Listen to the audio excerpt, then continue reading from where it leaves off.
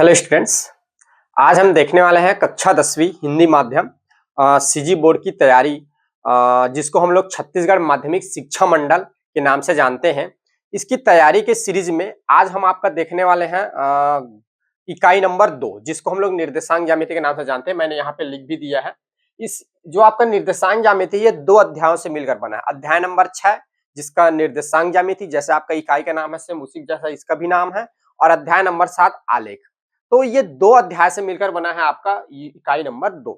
तो सबसे पहले हम ये देखते हैं कि इस इकाई से बोर्ड परीक्षा में कितने कितने नंबर के कितने प्रश्न आएंगे। तो हमको देखने से पता चलता है कि हमको 2 नंबर के 2 प्रश्न पूछे जाएंगे और 3 नंबर के 1 प्रश्न पूछे जाएंगे। ठीक है, तो मेरा अनुमान है कि इसमें जो निर्देशांक ज्यामिति है इससे 2 नंबर के 2 प्रश्न पूछे जाएंगे, और आलेख है जिसको हम लोग ग्राफ के नाम से भी जानते हैं, इस अध्याय से 3 नंबर के 1 प्रश्न पूछे जाएंगे। ठीक है, तो इसी हिसाब से हम अपने प्रश्न को तैयारी करेंगे। ठीक है, तो मैं आपको कुछ प्रश्न सॉल्व कराऊंगा जो प्रश्न आपके बोर्ड परीक्षा में पहले आ चुके हैं, और मुझे लगता है कि इस टाइप के भी प्रश्न जो हैं आपके अभी जो परीक्षा होगी उसमें आ सकता है। तो मैं चुनिंदा जो प्रश्न है उसको आपको सॉल्व करना सिखाऊंगा। ठीक है, तो सबसे पहले हम देखते हैं जो कि आपका 2018 ए सेट में आया है। इसमें आपको बोला है सरल रेखा 3x minus 5y plus 17 is equal to 0 की प्रवणता और y अक्ष पर काटा गया अंतःखंड ज्ञात करना है। ठीक है, तो इसको सॉल्व करने से सबसे पहले आपको जानना होगा कि सरल रेखा क्या होता है, सरल रेखा का व्यापक रूप क्या होता है। व्यापक रूप कहने का मतलब एक प्रकार का उसकी आकृति, जैसे हमारे मनुष्यों की एक आकृति हम देख के जान जाते हैं ना, ये मनुष्य है, मनुष्य में अलग अलग आकृति होती है, ये महिला है, ये पुरुष है, ये लड़का है, ये लड़की है। तो उसी प्रकार इसकी भी एक ढांचा होता है, शेप होता है, जिससे हम पहचानते हैं कि ये हमारा क्या है, सरल रेखा का समीकरण है। तो क्या होता है सरल रेखा का व्यापक रूप? व्यापक रूप मतलब एक प्रकार की उसकी ढांचा, संरचना। ठीक है, तो ये होता है y जो equal to m x plus c, जहां m जो होती है ये आपकी है प्रवणता। इसी को एक और नाम है ना, याद रखेंगे, प्रवणता का एक और नाम है ढाल। परीक्षा में बदल के दे सकता है, अभी प्रवणता पूछा है, इस बार ढाल पूछ देगा। ठीक है, सी जो है अंतःखंड है। तो अंतःखंड कहां से अंतःखंड है, तो ये याद रखेंगे, ये y अक्ष से काटा गया अंतःखंड है, y अक्ष से काटा गया अंतःखंड, काटा गया अंतःखंड है। ठीक है, तो ये है। अब देखिए, अब हमको इसमें से एम और सी का मान निकालना है। तो कैसे निकालेंगे, तो हमको एक सरल रेखा दिया है, इस सरल रेखा को इस संरचना में हम पहले उसको लाएंगे सॉल्व करके, कुछ संख्या का भाग देके, कुछ संख्या का गुणा करके, कुछ भी करके हमको क्या करना है, इस रूप में लाना है। इस रूप में लाके इसकी तुलना कर देंगे, फिर वहां से एम और सी का मान हमको पता चल जाएगा। चलिए, तो सबसे पहले हम लिखेंगे, दिया गया है, ठीक है, दिया गया है आपको क्या दिया है, सरल रेखा का समीकरण। सरल रेखा का समीकरण आपको दिया है, क्या दिया है, ये आपको दिया है 3x minus 5y plus 17 is equal to 0। ठीक है, अब देखिए आप इसमें क्या है, इधर y है तो y वालों को इधर रख लो, माइनस y बराबर बाकी उधर लेके चले जाओ, तो माइनस 3x ये इधर जाएगा माइनस का 17। अब यहाँ आपको क्या चाहिए, y चाहिए। y के साथ क्या होना चाहिए, कुछ नहीं रहना चाहिए, सिर्फ y। इसके साथ माइनस 5 है तो माइनस 5 को कैसे हटाएंगे, तो आप क्या करिए, दोनों पक्षों में -5 का भाग दे दीजिए, भाग -5 का भाग देने पर ये देखिए, तो जब इधर -5 का भाग देंगे तो क्या हो जाएगा, -5 डिवाइड बाई 5 बराबर -3x divide by -5 -17 divide by -5। तो यहाँ से -5 कट जाएगा ये, तो आपका बच जाएगा y, और यहाँ से ये प्लस प्लस ऊपर नीचे कर जाएगा तो ये हो जाएगा 3/5x, और यहाँ भी प्लस माइनस है तो ये क्या हो जाएगा 17/5। अब देखिए ये आ गया y इक्वल 3/5x प्लस 17/5। अब इसकी तुलना कर दीजिए। ठीक है, यहां पर लिखेंगे इसकी तुलना सरल रेखा का व्यापक रूप। ठीक है, सरल रेखा का व्यापक रूप, रेखा का व्यापक रूप क्या है, अभी मैंने बताया y equal to m x plus c से करने पर जब इसकी तुलना करेंगे तब आपको यहां पर क्या मिल जाएगा, आपको m की वैल्यू मिल जाएगी। देखो m की जगह इसकी तुलना करो तो m की जगह क्या लिखा है यहाँ पे 3/5, तो ये m बराबर आपका आ जाएगा 3/5, और c की जगह पे क्या लिखा है, c की जगह पे लिखा है 17/5। c की जगह पे क्या लिखा है, देखो एम की जगह पे क्या लिखा है 3/5, ये आ जाएगा, और सी की जगह पे क्या है ये, तो ये आ जाएगा सी 17/5। ठीक है, तो यहाँ पर उत्तर में लिखेंगे, यहाँ मैं लिख देता हूँ। अतः आपका उत्तर हो जाएगा, आपसे पूछा प्रवणता, ठीक है, तो प्रवणता एम बराबर है आपका 3/5, और दूसरा y अक्ष से काटा गया अंतःखंड, y अक्ष से काटा गया अंतःखंड, अंतःखंड, ठीक है, जिसको हम सी से लिखते हैं, ये आपका कितना आया है 17/5, 17/5 ये, और ये आपका क्या है आंसर है। ये इतना छोटा है, सिंपल सा प्रश्न है, इस तरह से आपके ये प्रश्न बनेंगे। ठीक है,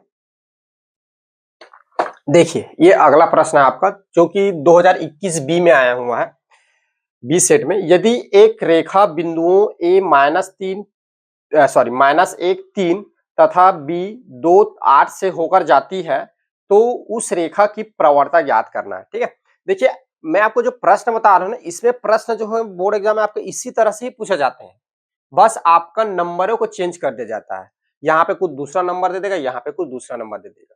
तो मैं आपको जो पढ़ा रहा हूँ, तो आप कैसे मैं प्रश्न को सॉल्व कर रहा हूँ उसको समझिए, और जो जो फार्मूला यूज हो रहा है उसको आप लोग याद करिए। ठीक है, तो यहाँ पर जो होगा, दो बिंदुओं की बीच की प्रवणता निकालने वाला यहाँ पे सूत्र लगेगा। ठीक है, यहाँ पे क्या लगेगा, प्रवणता का सूत्र लगेगा। जब दो बिंदु दिया रहता है, उस दो बिंदु में दो बिंदु के बीच की जब प्रवणता आपको निकालनी रहती है, तब इसके लिए सूत्र होता है m is equals to y2 minus y1 divide by x2 minus x1। ये वाला फार्मूला यहाँ पे यूज होगा। ठीक है, क्योंकि आपको दो बिंदु दिया है और दो बिंदु के बीच की आपको क्या निकालनी है, प्रवणता निकालना है। ठीक है, तो समझते हैं कि एक रेखा है, उस रेखा में दो बिंदु, तो हम ऐसे डायग्राम से बता सकते हैं समझने के लिए। यहाँ x है और ये अपना y है, यहाँ पर एक रेखा है जो कि इस तरह से खींचा हुआ है, और यहाँ पर एक बिंदु है जिसका निर्देशांक मान लेते हैं a, सॉरी यहाँ पे देखो, अगर हम डायग्राम में कभी भी शो करते हैं तो आपको माइनस प्लस जो है ध्यान में रख के आपको बनाना पड़ेगा। ठीक है,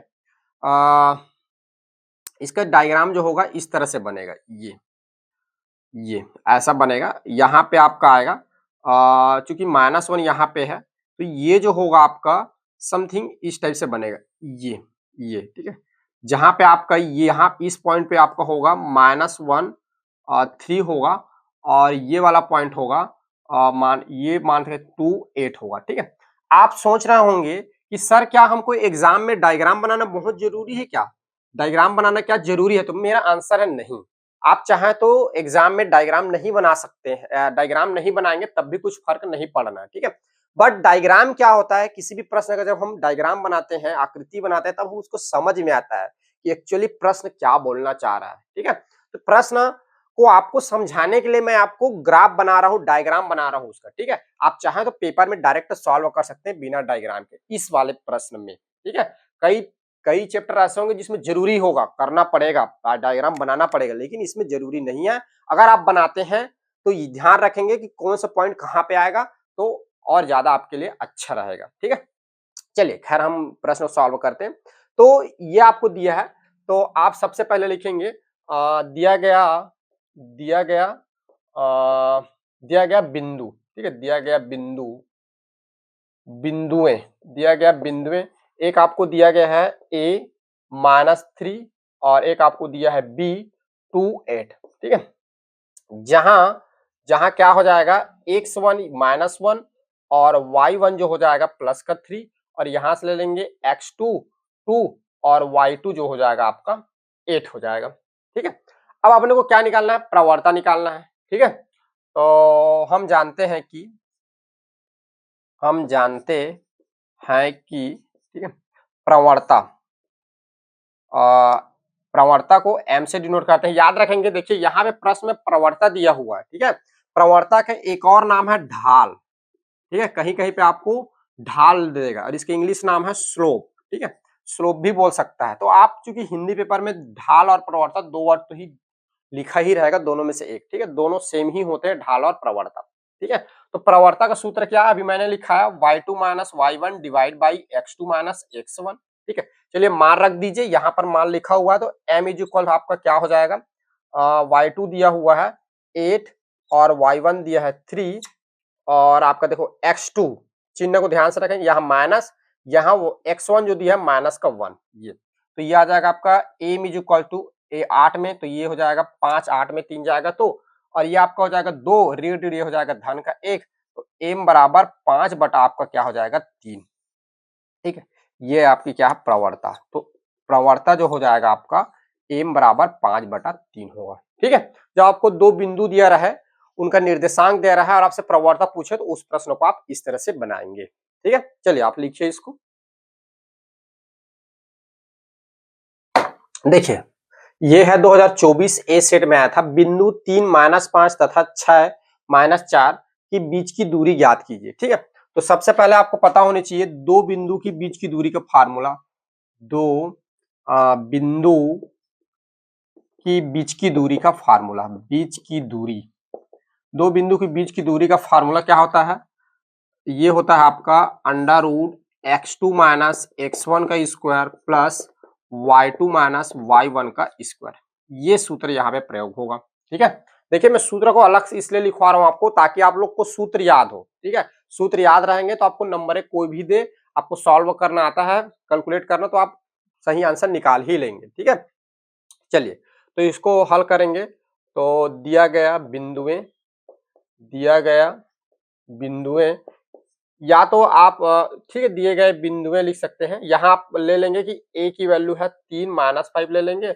और b ले लेंगे दूसरी बिंदु को, ये 6 माइनस का 4, ये दो बिंदु मान लेंगे, पहला को a ले लेंगे दूसरा को b ले लेंगे। ठीक है, जहां क्या हो जाएगा यहाँ पे आप डायरेक्ट लिख देंगे, जहां x1 पहले बिंदु से x1 y1 निकलेगा तो x1 3 और y1 क्या हो जाएगा माइनस का 5, यहाँ से x2 6 और y2 जो हो जाएगा आपका माइनस का 4, ये दूसरे बिंदु से x2 y2 ले लीजिएगा, पहले बिंदु से x1 y1 ले लीजिएगा। ठीक है, हम जानते हैं कि अभी मैंने फार्मूला लिखवाया आपको, हम जानते हैं कि दो बिंदु के बीच की दूरी, दो दो बिंदुओं दो बिंदुओं की बीच की दूरी, बीच की दूरी, यहाँ पे आप देख पा रहे हैं आपकी दो बिंदु जो है, पहला बिंदु ए है और दूसरी बिंदु बी है, तो आप लिख देंगे ए बी, ए बी का मतलब ए से बी के बीच की दूरी। ठीक है, ये हो जाएगा आपका वर्गमूल x2 माइनस x1 का square plus y2 minus y1 का होल स्क्वायर। ठीक है, अब यहाँ पे मान रख दीजिए, तो मान रखेंगे तो x2 का मान यहाँ पे क्या है,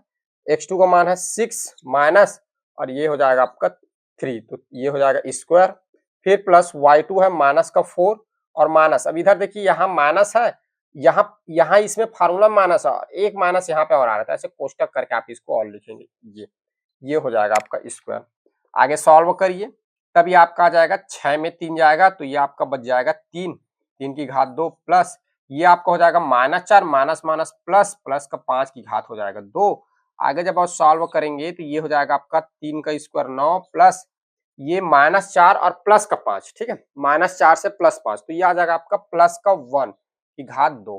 ठीक है, तो इधर लिख रहा हूं, तो ये आगे आपका क्या हो जाएगा जब सॉल्व होगा तो अंडर रूट ये हो जाएगा 9 और 1 का स्क्वायर कितना हो जाएगा 1, तो ये आपका आ जाएगा 10, कितना आ जाएगा 10 और वर्गमूल 10, तो ए से बी के बीच की जो दो बिंदु ए और बी है उसके बीच की दूरी जो आएगी 10, और यहाँ पे चूंकि ये दूरी है तो यहाँ पे मात्रा नहीं क्या लिखेंगे इकाई। ठीक है, ये आपका आंसर। ठीक है, तो जो दो बिंदु दिए हैं इनकी ए बिंदु और ये बिंदु इसके बीच की दूरी कितनी आ जाएगी, वर्गमूल 10 आएगा। ठीक है, चलिए इसको लिखिए आप लोग। देखिए अब हम आप देखते हैं आलेख।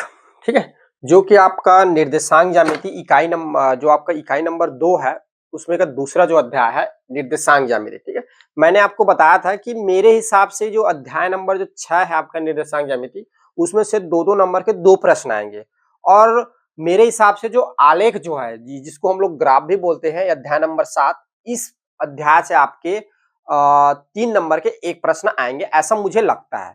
तो आप लोग जो है इसमें जो है ग्राफ बनाना को आप प्रैक्टिस करेंगे, आप ग्राफ बनाने के लिए पेपर में आएगा। ठीक है, तो देखिए ग्राफ कैसे बनाते हैं, तो आपको इस टाइप का डाटा दिया रहेगा, इस डाटा को आपको पढ़ना है और पढ़ के समझ के आपको क्या करना है, ग्राफ बनाना है। ठीक है, तो देखिए मैं आपको बताऊंगा कि ग्राफ बनाने के कौन कौन से प्रोसीजर होते हैं, कैसे प्रोसीजर होता है और कैसे हम ग्राफ को बताते हैं। क्योंकि मेरे पास यहाँ ग्राफ पेपर अवेलेबल नहीं है, तो मैं ऐसे ही बोर्ड में एक टेम्पररी ग्राफ बना के आपको बता दूंगा कि इस टाइप का पेपर रहता है और मैं इसी में बताऊंगा। बट आप लोग के पास घर में आप ग्राफ पेपर आपके पास अवेलेबल होगा। आप जो है ग्राफ जो है इसका आप ग्राफ पेपर पे प्लॉट करेंगे, ग्राफ पेपर में आप बनाएंगे, क्योंकि एग्जाम में आपको जब ये प्रश्न आएगा तो आपको ग्राफ पेपर दिया जाएगा और आपको उसी ग्राफ पेपर में बनाना है, ना कि आपके आंसर शीट पे बनाना है जैसे कि ऐसी दिया रहेगा उसमें, ठीक है। तो आप जो है परीक्षा में चूंकि ग्राफ पेपर बनाना है तो आप ग्राफ पेपर पे प्रैक्टिस करेंगे। मैं जो है आप लोग को सिंपली बोर्ड में बता दूंगा कि कैसे आपको ग्राफ पेपर में प्लॉट करना है, उसके तरीके, ठीक है। आप जो है अपने ग्राफ पेपर में बनाएंगे अपने अपने घर में, ठीक है। चलिए, तो 2018 और 22 दोनों में ये प्रश्न आया हुआ है। क्या है, मूलधन 300 रुपए पर 5% वार्षिक ब्याज की दर से, ठीक है, क्रमशः 1 2 3 4 5 वर्ष के लिए साधारण ब्याज निम्न सारणी में प्रतिशत है, जिसका आलेख ग्राफ बनाइए, ठीक है। आलेख का इंग्लिश नाम है ग्राफ, अंग्रेजी नाम है, तो दोनों हम समझते हैं सिंपली से, ठीक है। तो चलिए, तो हल करेंगे तो कोई भी ग्राफ को दर्शाने से पहले हमको दो चीजों की आवश्यकता होती है। सबसे पहले तो हमको ये बताना रहता है कि इसमें स्वतंत्र चर कौन है और परतंत्र चर कौन है। आप लोग जब पढ़े होंगे तब आप लोग को याद होगा कि हमको ग्राफ बनाने के लिए स्वतंत्र चर और परतंत्र चर पहचानना बहुत अनिवार्य है। और उसमें आपने देखा कि एक्स अक्ष पे जो होता है हमारा स्वतंत्र चर को रखा जाता है और वाई अक्ष पे हम हमेशा क्या होती है, परतंत्र चर को रखा जाता है। तो पहले आपको चर की पहचान करनी है कि इसमें कौन स्वतंत्र होगा, कौन परतंत्र होगा। उसके बाद हमें जो ग्राफ बनाने के लिए डिसाइड करना पड़ता है पैमाना, मेजरमेंट, कि हम एक बॉक्स को कितना ले, एक खाना को कितना ले, तो मेजरमेंट। तब आपको ग्राफ बनाने के लिए दो चीज आपको डिसाइड करना आना चाहिए, स्वतंत्र चर, परतंत्र चर और पैमाना। तो चलिए, इस प्रश्न के लिए क्या होंगे स्वतंत्र चर, परतंत्र चर, क्या होगा पैमाना और कैसे बनेगा ग्राफ, ये मैं आपको बताता हूं, ठीक है। तो सबसे पहले आपको स्वतंत्र चर और परतंत्र चर की पहचान करना है, ठीक है। तो यहां पर लिखेंगे सारणी को देखने पर ज्ञात होता है या मालूम होता है, ज्ञात होता है, ठीक है। पहला पहला क्या है, स्वतंत्र चर, ठीक है। और दूसरा मैंने आपको बताया परतंत्र चर। इसको इस तरह से समझिए, स्वतंत्र चर जो स्वतः अपने आप में परिवर्तन हो जाए, परतंत्र चर जिसको बोलते हैं कि जब स्वतंत्र चर जब बदलेगा तो परतंत्र चर भी अपने आप बदलेगा। जैसे कि देखिए, समय 0 1 2 3 4 5 समय क्या होते जा रहा है, जब बदल जाते जा रहा है तब मूल साधारण ब्याज भी हो रहा है, क्या होता है, बढ़ते जा रहा है, बढ़ते जा रहा है। इसका कहने का मतलब जब ये और आगे बढ़ेगा तो ये क्या होगा, और आगे बढ़ेगा। अगर समय ना बढ़े, इस बात को समझो, अगर समय ना बढ़े तो साधारण ब्याज नहीं बढ़ेगा, ठीक है। यानी कोई धनराशि जो हमने लिया है 300 रुपए में, जितना समय बाद हम देंगे उतना ही हमको ज्यादा साधारण ब्याज ज्यादा देना पड़ेगा। जितने हम जल्दी उसको पटा देंगे हमको साधारण ब्याज कम देना पड़ेगा, यानी ब्याज कम देना पड़ेगा। तो यहाँ पर आप देख पा रहे हैं कि जब समय बढ़ रहा है तो ब्याज जो है ऑटोमेटिक बढ़ जा रहा है, जब समय कम होगा तो ब्याज जो होगा ऑटोमेटिक कम हो जाएगा। यानी यहाँ पर स्वतंत्र क्या है, समय है, जब समय बदलेगा तो ऑटोमेटिक क्या बदल जाएगा, उसकी जो ब्याज है वो बदल जाएगी। तो इसलिए यहाँ पर अपना स्वतंत्र चर जो होगा ये अपना होगा समय होगा, स्वतंत्र चर कौन सा होगा, समय होगा। और परतंत्र चर जो होगा ये आपका होगा साधारण ब्याज होगा, क्योंकि समय बदलने पर साधारण ब्याज क्या हो रहा है, बदल जा रहा है, ठीक है। तो आपको आपको और पता होना चाहिए जो स्वतंत्र चर क्या है, समय है, तो ये जो होगा एक्स अक्ष में दर्शाएंगे, एक्स अक्ष में दर्शाएंगे। और जो जो साधारण ब्याज है जो कि परतंत्र चर है, ये जो होगा आपका वाई अक्ष में इसको हम दर्शाएंगे, ठीक है।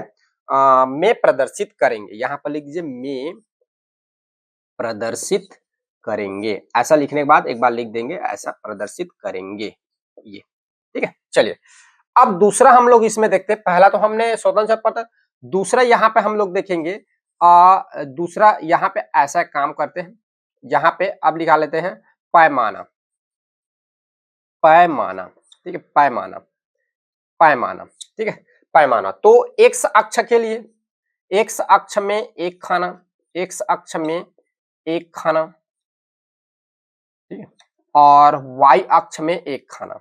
यहां पर देखिए वाई अक्ष में एक खाना, ये एक्स अक्ष में एक खाना और वाई अक्ष में एक खाना, ठीक है। तो इसको कैसे दर्शाएंगे, तो देखिए वाई अक्ष में पहले मैं तो ग्राफ बना लेता हूं, ग्राफ कैसे रहता है, इस टाइप का हमारा ग्राफ रहेगा, ये ऐसे ग्राफ रहेगी। ये मान के चलो एक पेपर रहेगा जिसमें हमको ऐसे ग्राफ प्लॉट करनी है, ये इस टाइप का। ये आपका हो गया एक्स और ये आपका हो गया एक्स डैश, ये वाई और ये आपका होगा वाई डैश, यहाँ पे रहेगा 0, ठीक है। और यहाँ पे नंबरिंग रहती है, ऐसे डिब्बा बनी बनी रहती है इस टाइप का, ऐसे ऐसे डिब्बा बनी बना, उसको डिब्बा 1 डिब्बा 2 डिब्बा 3 4 5 6 7, ठीक है, 1 2 3 4 5 6। एक और बढ़ा देता हूँ इधर, ये ले लेता हूँ 7, ठीक है, ये वाई। इसको देखो, अब देखिए, अब ये जो पैमाना जो होता है हम ये डिसाइड करते हैं कि एक खानों को कितना लेते हैं, ये एक अक्ष है, एक खानों को हम कितना लेते हैं। देखो तो पहले स्वतंत्र स्वतंत्र चर देखो, स्वतंत्र चर क्या है, समय। अब समय कैसे बढ़ रहा है, 0 के बाद 1, 1 के बाद 2, 2 के बाद 3, 3 के बाद, इसके बीच में कोई डिफरेंस नहीं आ रहा, तो इसको ग्राफ पेपर में हम दर्शाया जा सकता है। तो ये हो जाएगा 0 यहाँ पर है, 1 2 3 4 5, ये 6, ये ऑटोमेटिक दर्शा सकते हैं। जब ऐसे आगे बढ़ेगा तो आगे बढ़ेगा, तो इस तरह से एक्स अक्ष में दर्शाएंगे। तो एक्स अक्ष में एक खाना देखो कितना लिए, एक, फिर एक बढ़ा, फिर एक बढ़ा, फिर एक बढ़ा। तो एक्स अक्ष में एक खाना जो है, एक इकाई को हमने लिया, एक इकाई समय, ठीक है, एक इकाई माने एक समय। यहां पर लिख दो एक क्या है, एक वर्ष है एक्चुअल में, समय क्या दिया है, एक वर्ष, ठीक है। तो एक खाना को हमने क्या माना है, एक वर्ष, ये 1 वर्ष 2 वर्ष 3 वर्ष 4 वर्ष ऐसे। अब देखिए रुपए, अब कितने रुपए के एक एक खाना ले, अगर आप सोचो अगर हम इसमें 1 ले ले, 2 ले ले, 3 ले ले, 4 ले ले, तो 75 तक जाने के लिए हमको कितना आगे जाना पड़ेगा, ये बोर्ड से पार होकर और ऊपर चले जाएगा, ठीक है। तो अगर हम इस खाना को 2-2 ले तब भी बहुत ज्यादा हो जाएगा, 3-3 ले तब भी ज्यादा हो जाएगा। तो हमको ऐसे इस खाना को चुनना है, इस बॉक्स को ऐसे नंबरें देने हैं जिससे हम जो नंबरें दी हुई है इसको हम इसमें दर्शा सके, प्लॉट कर सके। तो अगर देखो मैं एक एक खाना को अगर 15 ले लूं, तो 15 30, ये 15-15 का ले लूं तो 15-15 चले जाएगा। चाहो तो आप 20-20 का भी ले सकते हो, 30-30 भी ले सकते हो, मुझे 15 का अच्छा लगेगा इसलिए मैं 15 का ले रहा हूँ। तो एक एक खाना को ले लो, इसको ले लो 15, इसको ले लो 30, ये हो जाएगा आपका, फिर 15 45, ये हो जाएगा आपका 60, ये हो जाएगा आपका 75, और 75 में फिर 15 जुड़ेगा तो ये हो जाएगा आपका 90, ठीक है। ये ऐसे करते हुए क्या होगा, वो आगे जाएगा। तो हमने क्या किया, वाई अक्ष में एक खाना को क्या लिया, 15 रुपए लिया, ये क्योंकि ये जो है समय को दर्शाता है, इधर ऐसे बता देंगे समय जो कि किसमें है, वर्ष में है, ये ऐसे तीर के नीचे ये समय को, और ये जो है अपना साधारण ब्याज को दर्शा रहा है, जिसकी यूनिट जो है ये आपको दिया हुआ है रुपये में, किसमें दिया है, रुपये में, ये इधर आगे बढ़ रहा है, ठीक है। अब देखिए, अब देखिए इसका निर्देशांक क्या है, अगर इसकी निर्देशांक बात करें तो ये हमने क्या लिया, इसको एक्स ले लिया, एक्स अक्ष में जाएगा, इसको हमने क्या किया, वाई ले लिया, वाई अक्ष में जाएगा। तो इसका जो निर्देशांक है ये क्या है, 0 0 है, इसका निर्देशांक 0 0, इसका 1 15, इसका जो है 2 30, और इसका जो है 3 45, और इसका जो है 4 60, और इसका जो है 5 75, ये चलिए इसको प्लॉट करिए। तो पहला जो है अपना 0 0, तो ये यहीं पे आएगा 0 0 इस वाले पे।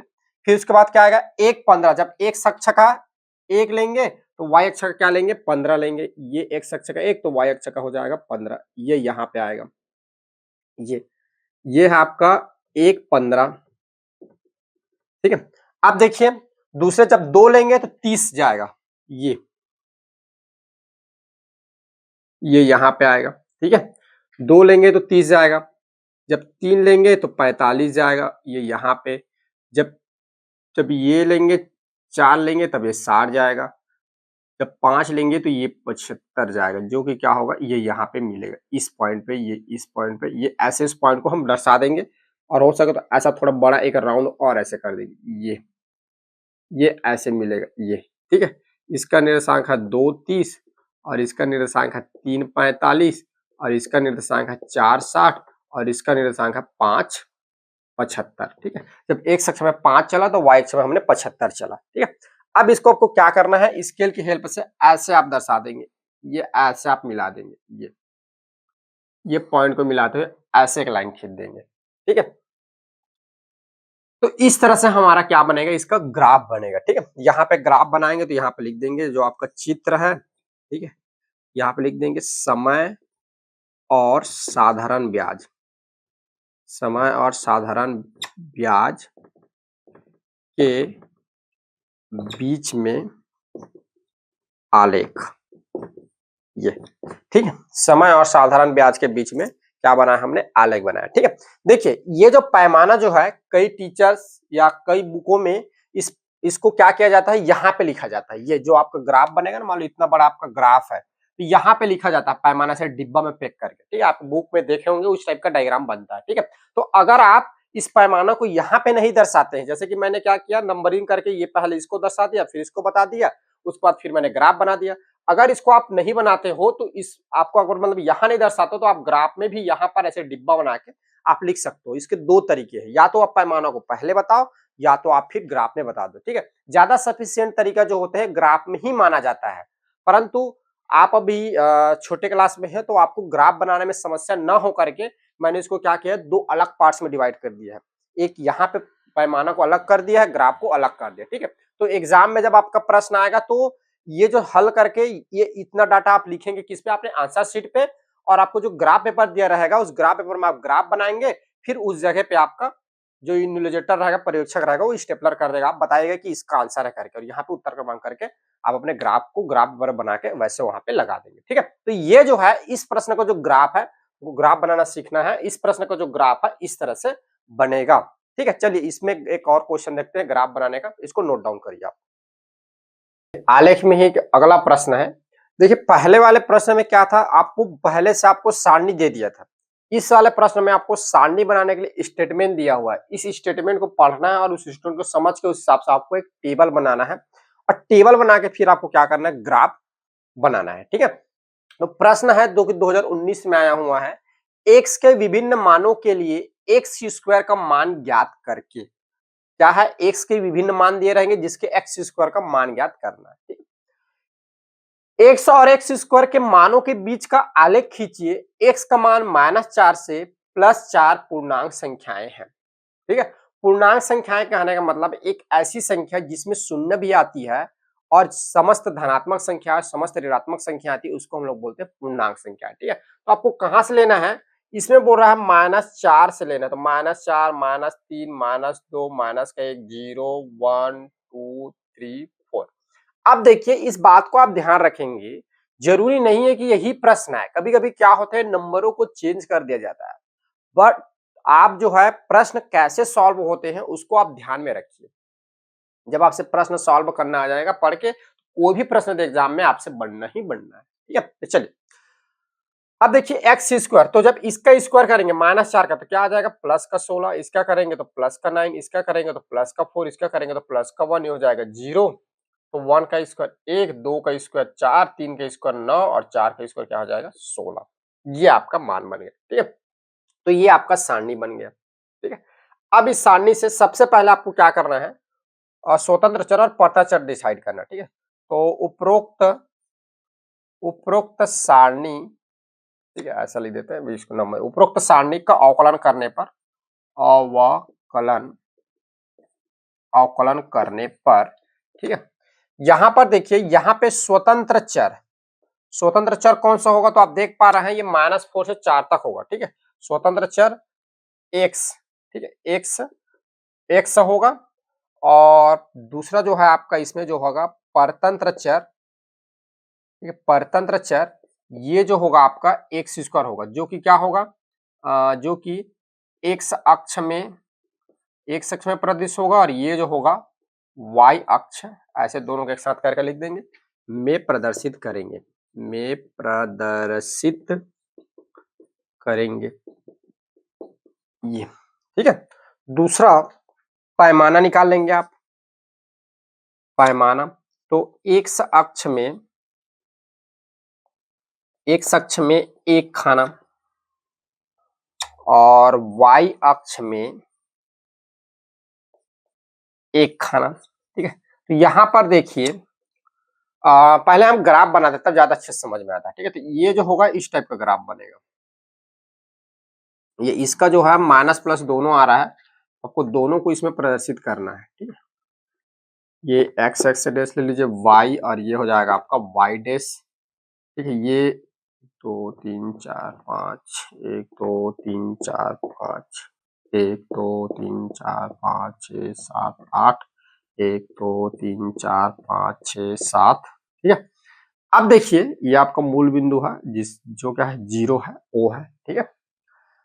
अब देखिए एक शख्स को कितना ले, एक खाना को, तो आप देखिए इसका जो नंबर है जो है एक एक करके चेंज हो रहा है, तो इसमें जो है आप रेंडमली ले लीजिए 1 2 3 4 5, इसमें ले लीजिए -1 -2 -3 -4 -5, ठीक है।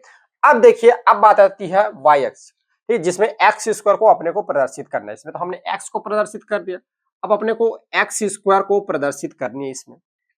अब देखिए यहाँ पे समझने वाली बात ये है, ये कैसे चेंज हो रहा था, आप देख पा रहे हो ये +16 से लेकर 0 तक जा रहा है और फिर इधर भी +16 से लेकर 0 तक जा रहा है, यानी इसमें 16 हमको खाने चाहिए प्रदर्शित करने के लिए। अगर हम एक एक खाना कर लेते हैं, जैसे कि यहाँ 1 2 3 4 ऐसे लगता कितना चाहिए 16, तो यहाँ पर हमारे पास उतनी जगह है नहीं, तो हम क्या करते हैं दो दो का लेने के बारे में सोचते हैं, दो दो का लेंगे, 2 4 6 8 10 12 16 समथिंग 2 में आ जाएगा, ठीक है। लेकिन अगर हम ऐसा सोचे क्या हम और इसको कुछ तरीका निकाल लें, दो दो का ले लें, दो दो का ले लेते हैं, या तो तीन तीन का भी ले सकते हैं।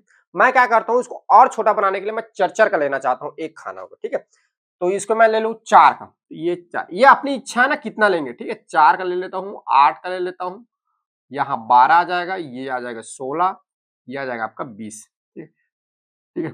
थोड़ा सा ग्राफ को बड़ा कर दें क्या, दो दो का, चार चार का ले लेंगे तब भी कोई दिक्कत नहीं, ये आपकी इच्छा है ना आप कैसे ग्राफ को प्रदर्शित करेंगे, आपको पैमाना कैसे चुनना है, ठीक है।